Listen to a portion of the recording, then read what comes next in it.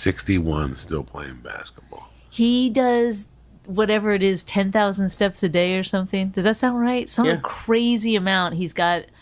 He's always like, I gotta do my steps, get my steps in. He's insane because he still thinks that he's gonna somehow, he wants to like do stand up with his shirt off. I don't know. He thinks like, he's always like, I'm just gonna lose 10 pounds. I was telling him the other day, I was like, well, don't you want to just be happy? Like, wouldn't you rather just be like, it's good. Fuck you it. Look great. You lifting? I do a lot of dumb shit. You look fucking great. Like, Thank you. Jesus Christ. Before we started the podcast, we were talking about when I first met you, it was at the Improv. It was very casual. We never hung out or nothing. We never really chit-chatted. I'd say hello to you. You'd say hello to me. I forget who you used to hang out with in those days. I'd like to say it was like Doug Benson. Yes, it was Doug Benson. It was that crew. And what crew was that? Because it doesn't... I'm a Comedy Store guy. Yeah. But the guy would give me spots at the Improv from time to time. And I'd watch you guys. And it was a fun crew. Everybody was very nice. But you guys had your own thing. Well, because there was a group of us that would work at the Improv and then also at in the alt scene, you know, and we could do both for whatever reason. What was the name of the fucking place that did the alt scene? Largo. Yeah. Okay. And the guy's name, where was the place where Josh Donato was at? That started at Largo. At Largo. Wait, it might have started at M Bar and then moved over to Largo. But he was the guy who started Largo, and then, you know, obviously they found out that he was paying the comics, and that's what happened. Oh, is that what happened? Largo was paying he was getting names that were absurd. Yeah. Dog, the lineup at Largo during the week, like his night, was absurd. It was the Comedy Store meets the Improv meets the Laugh Factory. Like 6 of the best comics working every fucking week. You would sit there and go, Jesus Christ. So then he teamed up with Mitch Hedberg.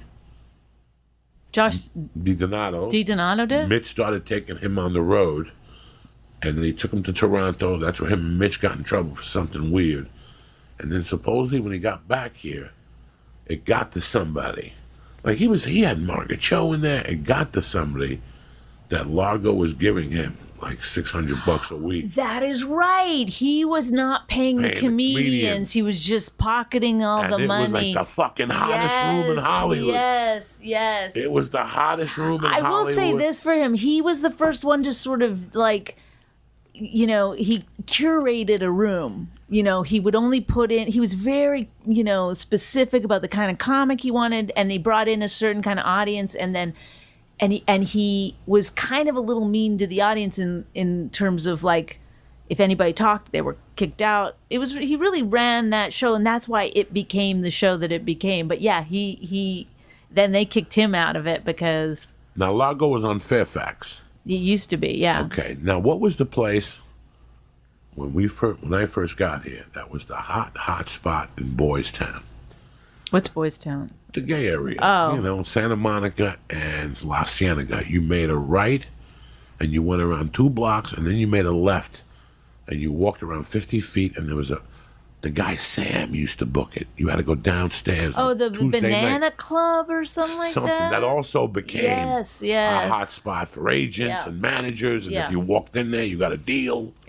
Even Dice was in there one night. Like that. Like, wow. Yeah, like if you had a spot there on a Tuesday, you got a deal. I remember. Like you walked out of there with a manager and an agent. Well, that's the thing about LA back in the day was that you would do these crazy. Sometimes, okay, we used to do this show that was at the in the basement of the Ramada Inn, like on Vermont. On Vermont, or something? yes. Yeah. Oh my God, that room has been in existence. Now it's a pot hotel. Oh, it is. Yeah, it used to be about 3 or 4 years ago. They turned it into a pot hotel, and they were doing pot comedy in there.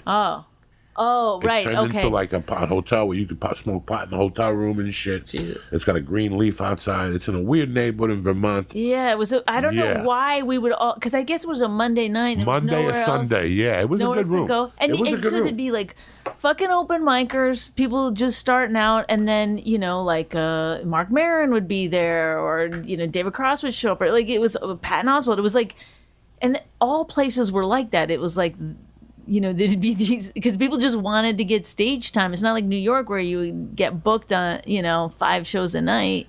So you're just always looking for a place. So an open mic, fine, I'll go and I'll get on, and there'll be, fucking 10 open micers and, Janine Garofalo and, these like big crazy. stars that were there, What was the comic book place on Silver Lake? Lee just told me about it. Somebody, Cosmic Vinyl? is that still there? I just Are they did still it. doing comedy there? The vinyl place, yeah. That used to be the alt scene. The owner knows you. The owner Yeah. listens to the podcast. That used to be the alt scene. Yeah, And isn't Duncan it not booked anymore? it for a couple of Yeah, weeks. I left before that. And when Duncan booked it, I went in there and ate a bag of dicks one night. You did? Oh my God, because it was just Silver Lake. It was like, what do they call them now? Hipsters. Hipsters. Yeah, It was hipsters before they were even known. They were hipsters. Right. And then there used to be a taco place. That whole area used to have tremendous comedy. What's that fucking... Yeah, Silver Lake, before Silver Lake was Silver Lake. That one Mexican bar in Yes. Silver Lake was badass. Yeah, They gave you a free yeah. margarita when you did a spot. And listen, if you were getting a free margarita, that was Yeah. a pretty good And then, fucking deal. Well, you got to remember, if you were getting a free margarita, that means you were getting 2 free margaritas. Because you gave the bartender a fin, and now you had 2 under your belt. Now you had a little pep to your step. Because to get you to the even if Improv. you were getting, they wouldn't give you a fucking soda at these places. Like you weren't getting paid, and you had to, put out for anything you wanted at the bar for most of those places. Then there was They treated comics like shit. like shit in those days, and the promoters were making a little bit of money, and they would break you off like 3 drink tickets, and that was huge. Oh yeah. And if you killed, he'd give you an extra one. Here's an extra one, dog. Well, that's to why the take care of Improv you. was so great, because they would send you your check. They'd pay you by check, but they would let you run a tab at the bar. So my whole theory was I'm gonna run up a tab at the bar, so they have to keep booking you. So because then they just take it out of your check.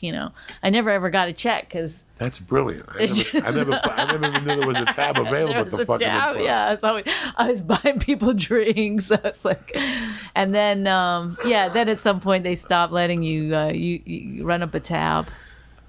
But those were the good days, because in the Improv oh man, we used to get so fucked up there. Fucked up. That was where the party started. Yeah, and they had that big bar there. It was so I don't think they used have to be that packed stuff. in there. Oh, And people yeah. be eating dinner there. That's when Bud used to go down there and eat dinner with Hartman. But there'd be huge stars in there yeah. too. I remember going in there one time, and Ellen DeGeneres was in there with Anne Heche when they were dating, and she was talking to me, and so I was talking to Anne Heche and Ellen DeGeneres, and Bill Maher walked in, and he sees the 3 of us in the corner, and he goes, "Hello, lesbians," and I was like, That's when "Excuse me, I might add something." That's when Bill Maher used to hang down there a lot. Yeah, he used a to. lot. Yes, yeah. That's yeah. why I met him the first time. Then he put me on his show to do a sketch, and he was always like, at He least was friends with Ron Zimmerman, I think, who would drag him in there all the time. he's friends with weird people. Yes. He's good friends Yes. with